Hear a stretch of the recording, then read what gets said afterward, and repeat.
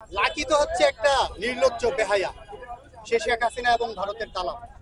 তার যদি লজ্জা থাকতো, শরম থাকতো, নিজস্ব বোধ থাকতো, সে বাংলাদেশে কেন, সে ঢাকা কেন, কোনো কোনো চিপায় চাপায় তার আনাগোনা থাকার কথা ছিল না। তার নেত্রী শেখ হাসিনা বাংলাদেশ থেকে পালিয়ে গেছে, সে কেন এখনো এখানে রয়েছে? তার কি প্রাণের ভয় নাই?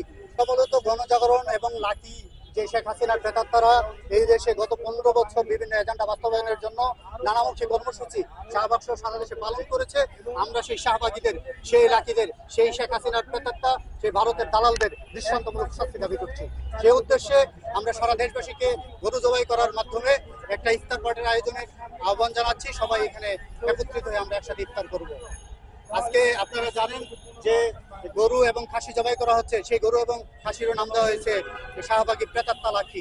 লাকিকে, প্রতীকী লাকিকে আমরা জবাই করার মাধ্যমে এই দেশ থেকে সে লাকি এবং তার দোসরদের, শেখ হাসিনা এবং ভারতের দালালদের চিরতরে এই দেশ থেকে খবর জানানো হবে। তারা এরকম ডাক দিবে। আজকেও তারা শহীদ মিনারে অবস্থান নেওয়ার চেষ্টা করতেছে। পুলিশ, আইন শৃঙ্খলা বাহিনী এবং জনতা তাদেরকে প্রতিহত করবে। 15 তারিখ যাতে কোনোভাবেই